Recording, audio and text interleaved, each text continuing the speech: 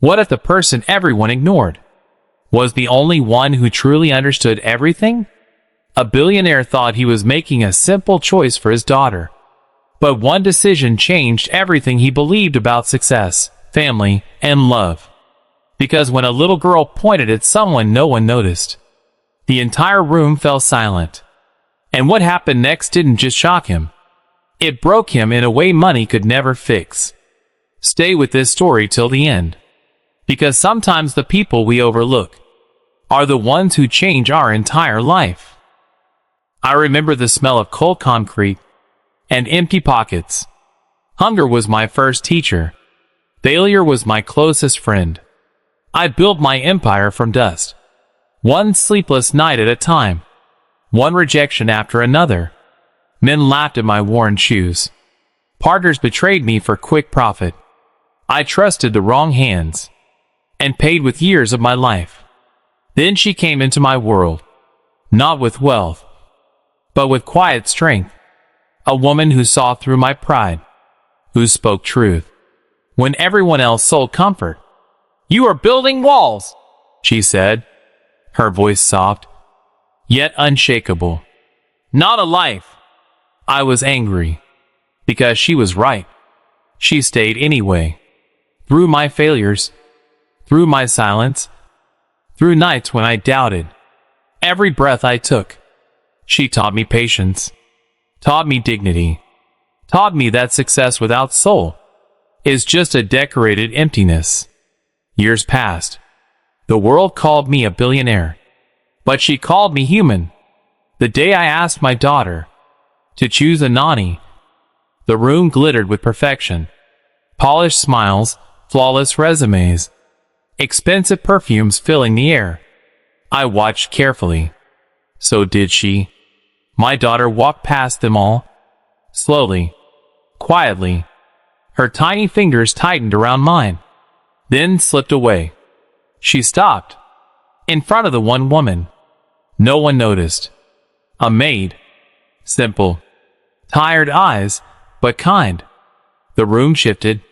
Whispers. Confusion. Judgment.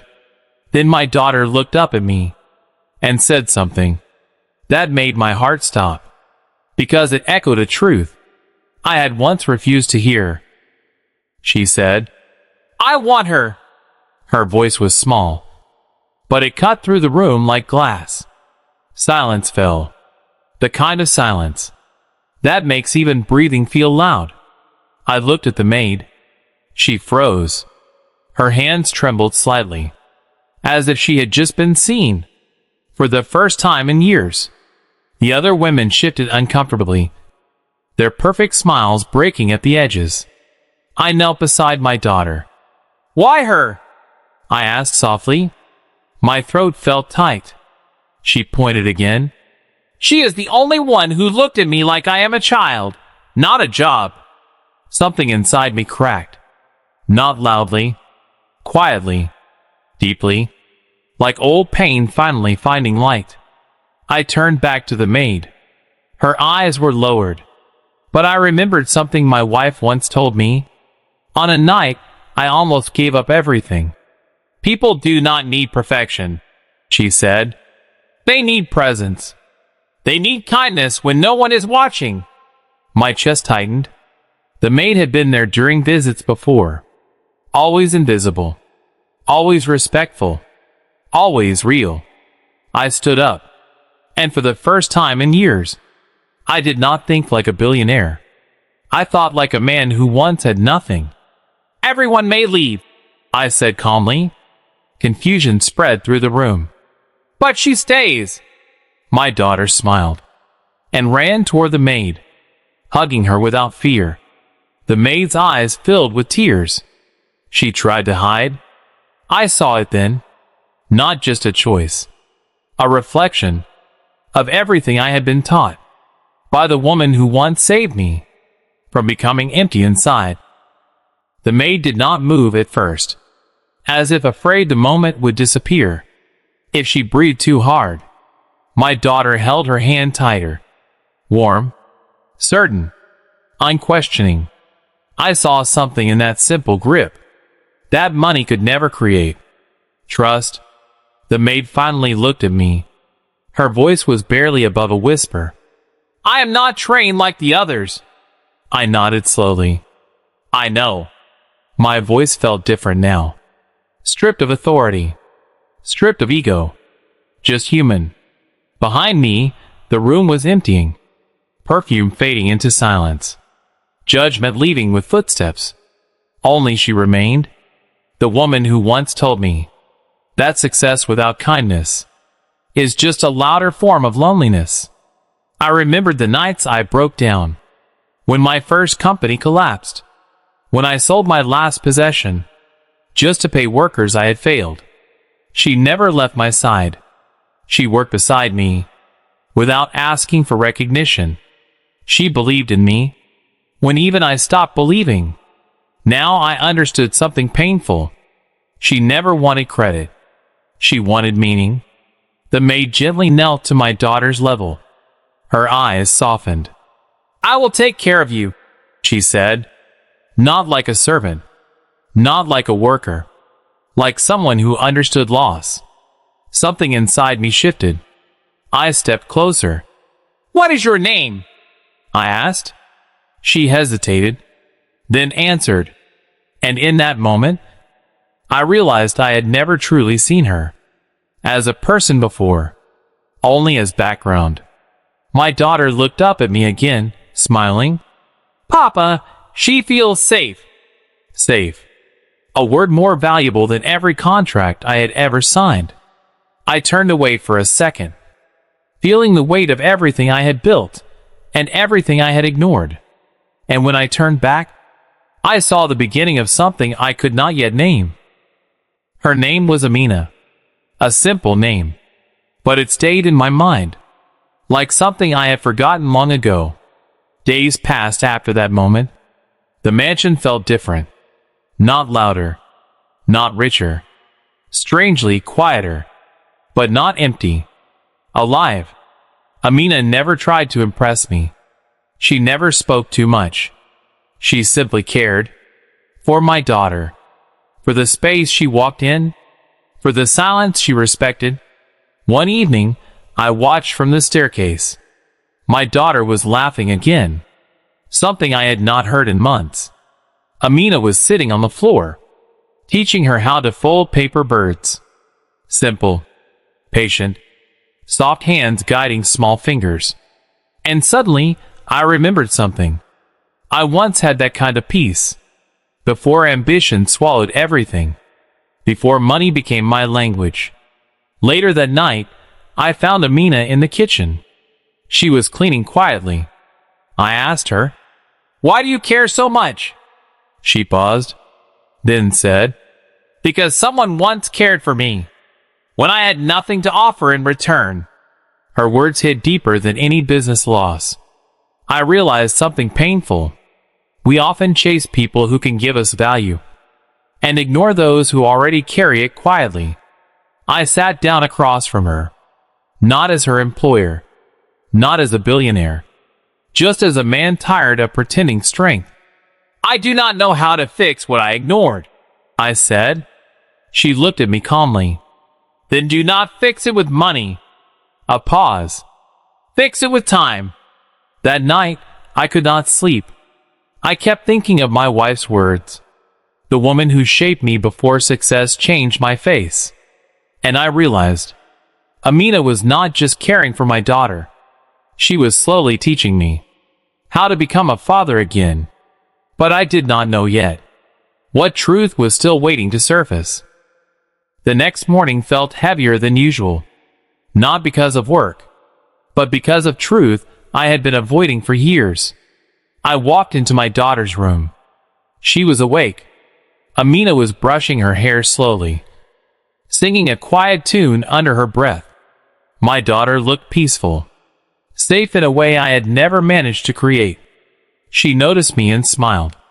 But Amina, she looked away for a moment, like she was protecting something fragile. I asked my daughter softly, "Do you like having her here?" She nodded immediately. "Yes. She understands me." That sentence stayed in my chest. understands me. Not my wealth. Not my name. Me. After breakfast, I called Amina outside. The garden was silent. Sunlight falling between trees. I finally spoke. I want to thank you. She shook her head gently. I am not doing this for thanks. I looked at her carefully. Then why? Her answer came after a long pause. Because I know what it feels like to be invisible in a room full of people. Something inside me tightened. I had built rooms like that my entire life. She continued. Your daughter does not need perfection. She needs someone who sees her. Then she looked at me, and for the first time, her voice carried something deeper. And you also need that. The words did not feel like criticism. They felt like truth I had been avoiding. That night, I stood alone in my office. Glass walls, city lights, a life built on numbers. But my mind was not there. It was in the garden, in my daughter's laughter, in Amina's quiet strength. And then, a thought I could not escape emerged. The thought would not leave me. What if everything I built was missing the one thing that mattered most? Not success, not recognition, not control, but connection. The next day, I canceled meetings. Something my old self would never forgive. Instead, I sat in the garden, watching. My daughter ran toward Amina, laughing. No hesitation, no fear, just trust. A trust one had spent years trying to buy, and still failed to earn. Amina noticed me sitting there. She did not interrupt the moment. She simply continued listening to my daughter, as if the world outside did not matter. Later, when my daughter fell asleep under the shade, Amina finally spoke. You are thinking too much, she said softly. I smiled faintly. I have spent my life thinking too little about the right things. She sat beside me on the stone bench. For a moment, silence. Comfortable, not empty. Then I asked, do you ever regret what you became? She looked at the garden. I do not regret what I became, she said. I regret what I had to survive. Her words carried weight I could not ignore. I felt something shift again. Not in business, in identity, in who I thought I was. I built everything alone, I said quietly. But I think I lost more than I gained. Amina turned toward me. No, she said gently. You built alone because no one taught you how to stay with people. That sentence broke something in me. Not pain, but understanding. For the first time, I saw my life clearly, and I realized the real story of my success was not about what I achieved, but about what I still needed to repair. I did not answer her immediately, because the truth needed space to breathe. The wind moved gently through the garden, leaves shifting like quiet memories. My daughter stirred in her sleep. Amina adjusted the small blanket over her shoulder. That simple act felt heavier than any contract I had ever signed. I finally spoke. I do not know how to fix the years I lost. Amina did not look at me. She said, you do not fix years. A pause. You build better days from now. Her words were simple, but they landed like truth always does. Quiet, unavoidable. I looked at my hands.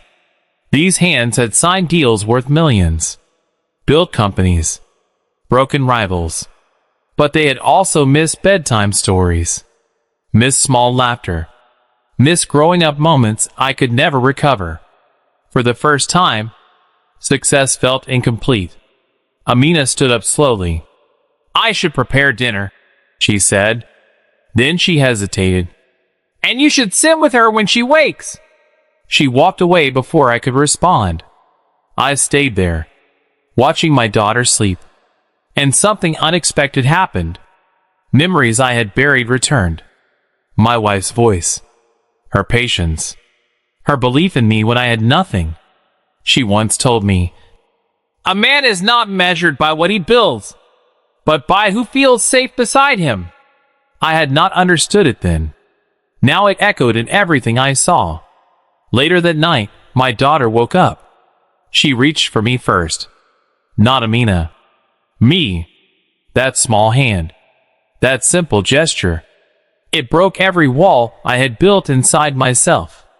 And as I held her, I realized something was changing inside me that I could not control anymore. That night, I did not return to my office.